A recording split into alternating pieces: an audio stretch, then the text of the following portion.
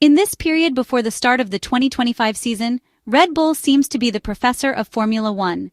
Helmut Marko, Pierre Waché, and Christian Horner know everything about their rivals, life, death, and miracles. A divine gift, evidently, from Milton Keynes. Too bad that, apparently, they seem to know everything about their competitors, while this unlimited power does not exist when it comes to themselves. If it did, they would not have lost the Constructors' Championship in the 2025 season, and at the same time, the learning curve to develop the RB21 single-seater might have been approached with more rationality. We say this for a reason. The Red Bull car, set to debut in the 2025 Formula One Championship, is anything but perfect.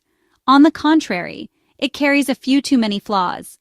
An interesting issue, and one that Max Verstappen himself has confirmed several times during the pre-season testing session. But at least the Dutchman talks about the car and not about others. For the Austrian side, the main concern is the curb riding problems that the RB21 has inherited from its predecessor. Not good news for the former world champions, which should probably focus more on internal matters rather than making predictions about their opponents. Helmut Marko is super endowed. Just to avoid misunderstandings, we are referring to the size of his intellect, that intrinsic ability to see beyond the human barriers of knowledge. Our superhero, among other things, flaunts his superpowers by mocking the rest of the world. From the heights of his immense experience, he arrogates to himself the right to pass judgment every time he opens his mouth. A real phenomenon, one we hold dear. For some time now, he has even started transferring his infinite abilities to Red Bull's chief executive officer and team principal. He does this because, the day he decides to retire to his hometown, far from Formula One, a worthy heir to carry forward his vision will always be at the forefront. Joking aside, Helmut Marko is certain that Ferrari is the third force in the championship. Make sure to note down this news in advance because it comes straight from the future. Didn't we tell you? Super Marko travels through time. Last week he moved the clock forward a couple of months and that was it. Lucky him. Who knows if one day this fortune will be ours too. For the sake of accuracy, it must be said that his reasoning is, according to him, supported by valid arguments. This is because he has reviewed information gathered by Red Bull during testing, which has already placed the SF25 as a car lagging behind, incapable of fighting at the top. At least 4 drivers will be faster. So, Ferrari fans, get ready. Accept the idea that at the 5.278-kilometer Albert Park Grand Prix circuit in Melbourne, finishing higher than 5th place will not be possible. That's how it is for us. Tough luck. Helmut Marko is a pleasure no one can take from us. Not so much for the things he says, because, after all the protagonists of Formula One, some more than others, offer their own opinions.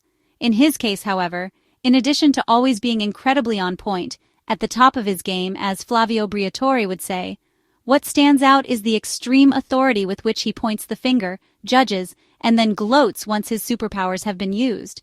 An octogenarian? Nonsense. He, the super consultant for Red Bull, outshines everyone. Last month, he spoke about Charles Leclerc. He did so by labeling the Monegasque as an inconsistent driver.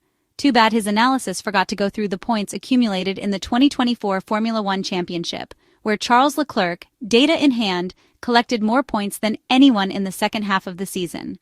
Meanwhile, by reviewing his overall results, we see that in every race he contested in the past season, the Ferrari driver always finished in the top 5. However, be careful because there is another issue at stake. Even Lewis Hamilton has ended up in the crystal ball, carefully and wisely caressed by the Red Bull motorsport executive. It seems that even the British driver has been the subject of a time travel by Helmut Marko, a temporal journey that revealed the future. The Brit will be crushed by Charles Leclerc. Essentially, the early retirement of the 7-time Formula One world champion is on the horizon. Fans of the Englishman, be patient, but it would be better to start getting the idea that the performance of the former Mercedes driver will never match that of his Maranello teammate. Again, he tries to justify himself and argues that Lewis Hamilton's overall experience in Formula One cannot surpass that of Charles Leclerc with Ferrari. Therefore, it is not going to work. Lewis Hamilton supporters. We are sorry, but there is nothing different we can assert here. To conclude, beyond the enjoyable amusement, great joy, and triumph in mocking Helmut Marko, we must thank the Austrian for the entertainment he provides us. One last thing. Uncle Helmut, maybe just every once in a while, just to show that you put in a bit of effort, think before you speak. Beyond the sarcastic remarks regarding Helmut Marko's comments, it's a good moment for us to also look at Red Bull's potential in a much more objective manner. As always, winning is difficult, but repeating the feat is even harder.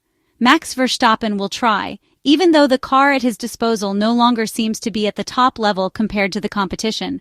Despite the Dutchman entering his 11th F1 season, he will once again have the number 1 prominently displayed on his nose.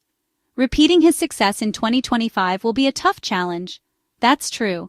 After all, only Michael Schumacher has managed to win 5 consecutive world titles, from 2000 to 2004. During pre-season testing in Bahrain, the RB21 did not convey overwhelmingly positive sensations. The 4-time world champion essentially faced recurring issues that do not yet appear to be resolved. Persistent flaws that forced the Dutchman to drive conservatively in the second half of last season, such as curb riding problems, which were once again evident during collective testing. Max Verstappen himself claims that fighting for victory in the Australian Grand Prix at the Melbourne circuit will be impossible. At least that's his opinion for now. However, it could also be a strategic mind game. His outlook differs greatly from that of Lando Norris and the Ferrari duo, who have openly stated their ambition to fight for the world titles. In fact, for Ferrari, the battle for the championship begins right in Melbourne, as the Italian side aims to erase the past and return to winning ways. Given this scenario, can Jos Verstappen's son really be ruled out as a contender for the championship that is about to begin? The answer to that question is no. The Dutch driver has shown that he can compensate for the car's shortcomings with his skill. In Bahrain testing, McLaren proved highly competitive on a track that has never particularly suited the Woking-based team. However, despite all the smokescreens and pre-season tactics aimed at concealing true potential, Red Bull appears to be a temperamental car, but not dramatically slow, both on single-lap pace and in race simulations. It is certainly not the category's benchmark, and Verstappen's gestures captured in various onboard shots suggest that the Milton Keynes car does not fully respond to his inputs. Nevertheless, while the RB21 still carries some of the weaknesses of the 2024 technical concept, it has demonstrated notable speed. Just look at last year's Qatar Grand Prix in Losail, where Red Bull's engineers found the best compromise to unlock the car's full potential. Internal dynamics at Red Bull remain unclear.